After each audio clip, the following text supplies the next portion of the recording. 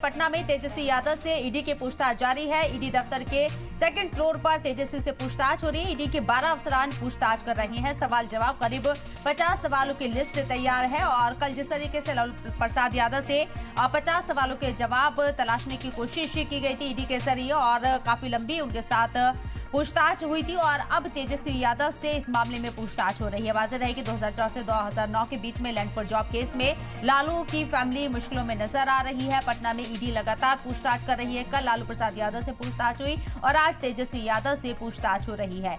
ED के 12 अफसर 50 सवालों के जवाब तलाश रही है।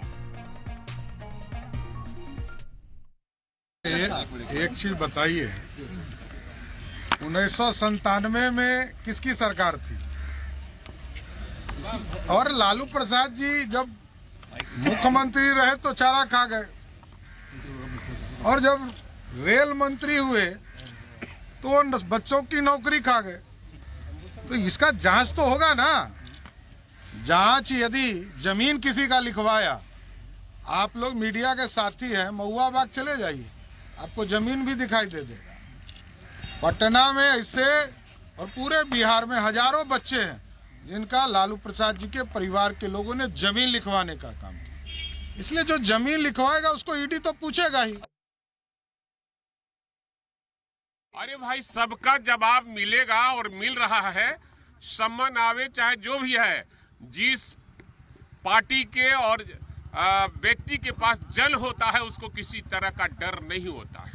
और एक बात मैं बता दूंगा आप लोग के माध्यम से कि अब नीतीश कुमार देश और दुनिया में कोई भी बाप अपने बेटा का नाम नीतीश कुमार अब नहीं रखेगा, इसलिए कि नीतीश कुमार को यही मोदी जी और अमित शाह ने पलटू राम कहा था। बिहार के लोग भी पलटू राम, देश के लोग भी पलटू राम कहा था, इसलिए अपने बेटा का नाम अब नीतीश कुमार कोई नहीं रखना। देखिए, इसमें हेडलाइन मैनेजमेंट कितना है और क्या है मैं नहीं जानता। एक मुख्यमंत्री हैं, उनकी प्रोटोकॉल होते हैं और कहते हैं कि आप ईडी हेमंत सोरेन जी को खोज रही है। चक्कर क्या है ना, ये सबको ढूंढेंगे। इनकी आप देखिए ना रफ्तार क्या चल रही है। हमें तो लगा था कि राम मंदिर के बाद इनका मन ठंडा हो जाएगा, लेकिन वहाँ प्राण प्रतिष्ठा की अपने अंदर के राम को पहले वो नाथूराम वाला राम बना लिया, बापू वाला हे राम नहीं। अब यहाँ आप कल आपने देखा है लालू जी के साथ, आज तेजस्वी जी के साथ होगा। उधर महाराष्ट्र में चल रहा है, तमिलनाडु में चल रहा है।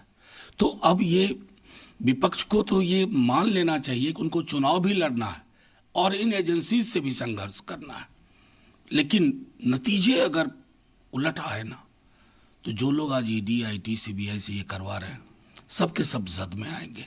हमें तब भी कष्ट होगा, लेकिन हम कहेंगे सर शुरुआत तो आप लोगों ने की थी।